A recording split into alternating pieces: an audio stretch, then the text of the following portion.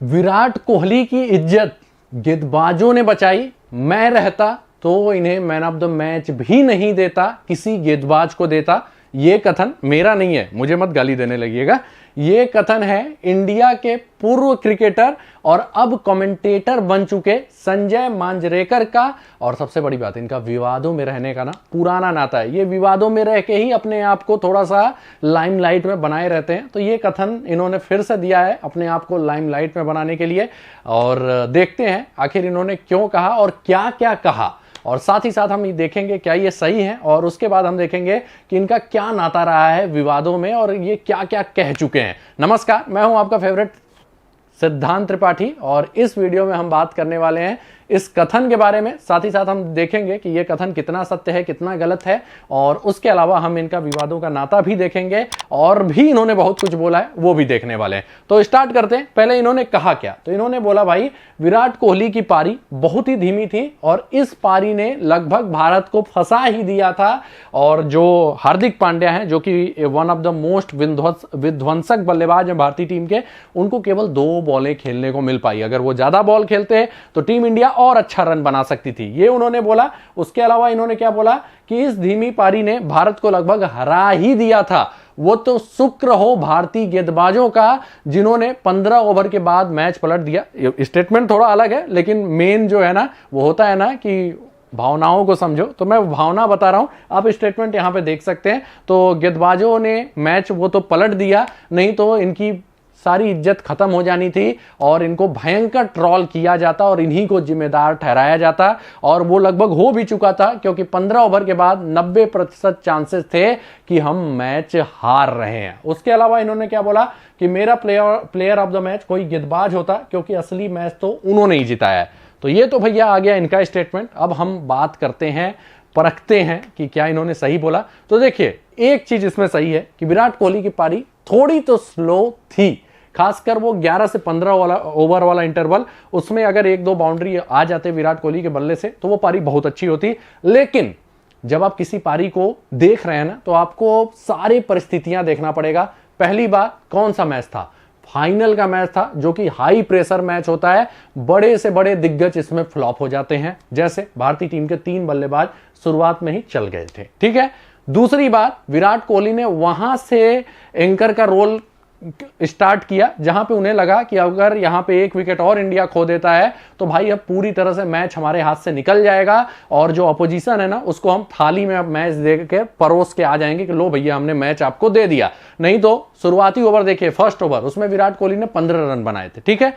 तो मतलब विराट कोहली शुरुआत में अटैकिंग थे, लेकिन जब 3 विकेट गिरा तब उन्होंने वो रोल अपनाया। और सबसे बड़ी बात, ड्रेसिंग रूम से मैसेज भी आया था कि आपको 1 इंच से टिके रहना है। और सबसे बड़ी बात, जब प्रेशर मैचेज होते हैं और विकेट जल्दी गिर जाता है, तो वहां पे आप कभी भी इतिहास उठा के देख लीजिए, अगर 3 विकेट जल्दी गिर जाता है तो या तो टीम एक तरफा हार जाती है, 100-120 रन बनाते बनाते ऑल आउट हो जाएगी, और या फिर ऐसा होगा कि कोई एक बल्लेबाज वहां से टिकेगा और कुछ ऐसा रेस्पेक्टेबल टोटल बनाएगा जहां से हम मैच जीत सकते हैं। मतलब लड़ाई वाला मैच होगा, लेकिन जीत सकते हैं। आप कभी जल्दी नहीं देखेंगे कि 3 विकेट गिर गया और उसके बाद कोई टीम इतना ज्यादा स्कोर बना दे जितना उस पिच पे जरूरत हो और आराम से मैच जीत जाए। तो आप जब इतिहास उठाएंगे ना, तो आपको यही मिलेगा। या तो 3 विकेट जल्दी गिर गया ना, तो वो पारी एकाएक धराशायी हो जाता है और 100-120 बनाते बनाते सारे बल्लेबाज टाइम फिक्स हो जाते हैं, सब प्रेशर में आते हैं, हिट करने जाते हैं, विकेट फेंक देखते हैं। एग्जाम्पल के लिए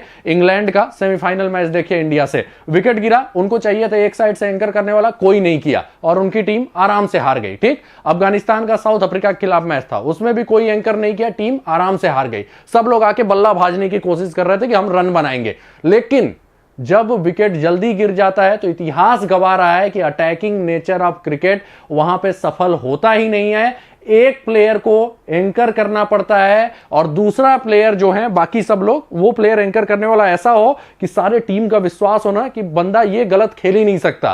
तो दूसरा वाला बेफिक्र होकर बल्लेबाजी करता है 1 इंच से, और तब जाके टोटल बनता है। लोग बोल रहे हैं अक्षर पटेल ने अच्छी पारी खेली, दुबे ने अच्छी पारी खेली, लेकिन लोग ये नहीं देख रहे हैं कि वो अटैक क्यों कर पाए। क्योंकि वो देख रहे थे कि सामने हमारे दीवाल हैं, विराट कोहली हैं, जिन्हें कोई जल्दी भेद नहीं सकता।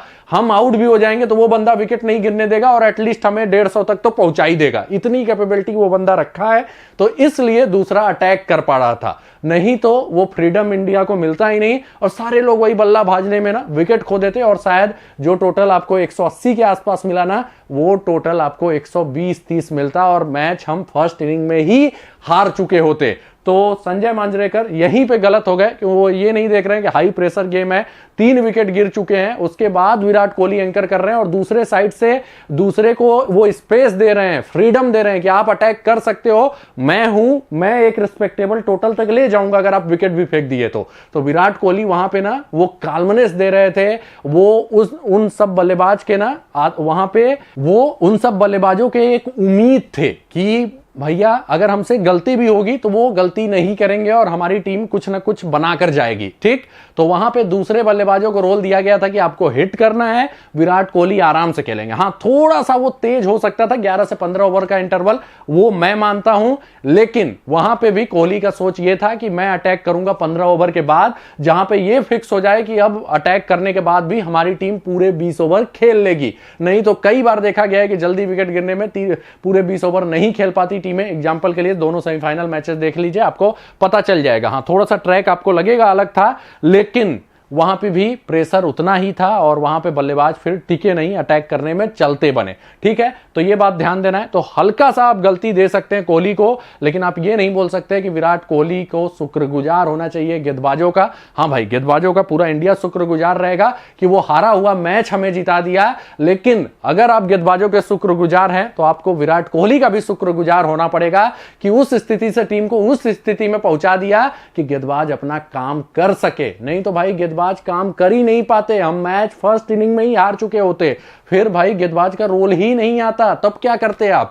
तो ये बात आपको समझना पड़ेगा कि हाई प्रेशर गेम था, थोड़ा सा कोहली स्लो खेले लेकिन बहुत ज्यादा नहीं, और कोहली ही थे जिनको देखकर बाकी सारे बल्लेबाज अटैक कर पा रहे थे, क्योंकि एक भरोसा था उनका कि भाई ये बंदा गलती नहीं करेगा। नहीं तो आप इतिहास में जितने मैचेज उठा के देख लीजिए, 3 विकेट गिरने के बाद इक्का दुक्का मैचेस, 100 में 1 या 2 मैचेज बनेंगे जिसमें बड़ा स्कोर बना हो, नहीं तो बाकी 80% टाइम टीमें अंडर पार टोटल बनाती हैं, मतलब स्कोर ही नहीं बन पाता और फिर वो मैच आसानी से हार जाते हैं, खासकर प्रेशर मैचेज में, ठीक है। तो आपको पहले इतिहास के पन्नों को पलटना पड़ेगा। अब बात करते हैं भाई संजय मांजरेकर की बुरी आदत क्या है। तो संजय मांजरेकर एक बहुत ही बदनाम कमेंटेटर हैं, पहले ये जान लीजिए।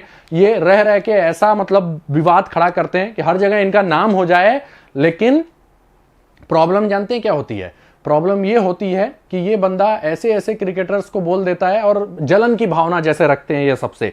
तो भाई ये वाली नीति शायद इस बार बैकफायर कर गई, क्योंकि इनको जम के गालियां पड़ी हैं सोशल मीडिया पे। तो आइए देखते हैं पास्ट में इनका क्या विवादों का नाता रहा है। अभी तो कोहली को ही टारगेट कर दिया, विराट कोहली को ये कई बार कमेंट्रेटरी में भी बोल चुके हैं, ये इनकी उपलब्धि देख नहीं पाते। तो सबसे पहले ये सबसे बड़े मतलब चर्चा में आए थे ना, एक बार रविंद्र जडेजा को इन्होंने बोल दिया था कि बिट्स एंड पीसेज वाले प्लेयर हैं, मतलब कभी कभार चलते हैं, जबकि रविंद्र जडेजा ना लगातार मैन ऑफ द मैच होते रहे थे टेस्ट मैचेज में, और वनडे में भी उनकी पारियां तब अच्छी आ रही थी, गेंदबाजी में भी विकेट ले रहे थे। तब उन्होंने बोला था, वो मैटर देखेंगे, लेकिन अभी आईपीएल जब हुआ था ना पिछले साल, तो उन्होंने पिछले साल या इसी वाले में उन्होंने बोल दिया था, आरआर वाले एक विमेन एम्पावरमेंट का इनिशिएटिव रखे हुए थे, उसमें पिंक का वो करके कुछ, तो वहां पे सोलर कनेक्शंस ये दे रहे थे। तो टॉस के समय ये क्या बोलते हैं कि पहले उस इनिशिएटिव की बात कर लेते हैं, फिर बोलते हैं back to the serious business. मतलब वो वाला जो इनिशिएटिव है, इतना नेक कार्य आरआर कर रही है, तो उसको उनके हिसाब से ये नॉन सीरियस था, उस पर ध्यान मत दो, क्रिकेट ही सीरियस बिजनेस है यार। कम से कम कोई नेक कार्य कर रहा है तो उसको आप बोलिए ना, आप नहीं कर रहे हो दूसरा कर रहा है, तो उसको अप्रिसिएट करना चाहिए और आपको बोलना चाहिए कि बहुत बड़ा कार्य वो लोग कर रहे हैं। तो ये बोल रहे हैं कि वो नॉन सीरियस बिजनेस है, सीरियस बिजनेस पे आइए, ठीक है। उसके अलावा रविंद्र जडेजा वाला जो मैंने बताया कि बिट्स एंड पीसेज क्रिकेटर पहले ही बोल चुके हैं, और उसके बाद जडेजा ने बड़ा करारा जवाब दिया था कि अगर कोई इंडिया के लिए कुछ कर रहा हो ना, तो आपको उस पर कमेंट नहीं करना चाहिए। हर जगह इनकी बुराइयां हुई थी भाई, भयंकर बुराइयां हुई थी। बाद में इन्होंने जडेजा से माफी भी मांगी, और उसके अलावा उसके अलावा जडेजा का इन्होंने इंटरव्यू भी लिया हुआ है, ठीक है। उसके बाद एक और इनका चर्चा वाला बात रहा है, हर्ष भोगले को कमेंट्री करते हुए इन्होंने बुरी तरह से लताड़ दिया था। और भाई हर्ष भोगले काफी शालीन व्यक्ति हैं, उनको लताड़ा तो जाहिर सी बात है आपकी ट्रोलिंग होगी। ट्रोलिंग तो हुई ही, बीसीसीआई के कमेंटेटर पैनल से इनको हटा दिया गया। इनके मतलब एक तरीके से रोजी रोटी ही बंद कर दिया था, हुक्का पानी बंद होने की नौबत आ गई थी। तब इन्होंने जाके पब्लिकली माफी मांगा।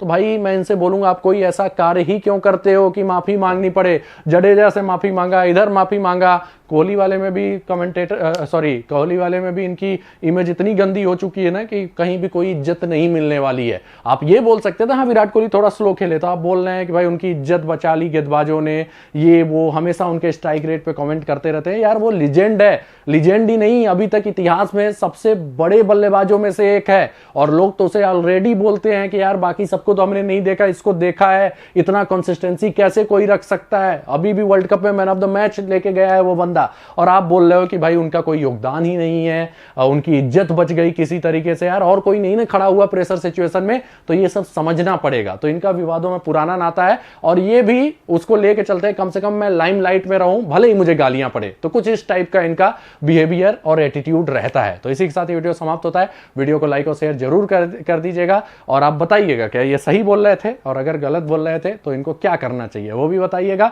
मिलते हैं अगले वीडियो में कुछ नए अपडेट के साथ। तब तक के लिए वीडियो को लाइक कीजिए, शेयर कीजिए, चैनल को सब्सक्राइब करके बेल का आइकन प्रेस कर दीजिएगा। फेसबुक पेज पे देख रहे हैं तो पेज को लाइक और फॉलो जरूर कर दीजिएगा। मिलते हैं अगले वीडियो में। धन्यवाद। जय हिंद, जय भारत।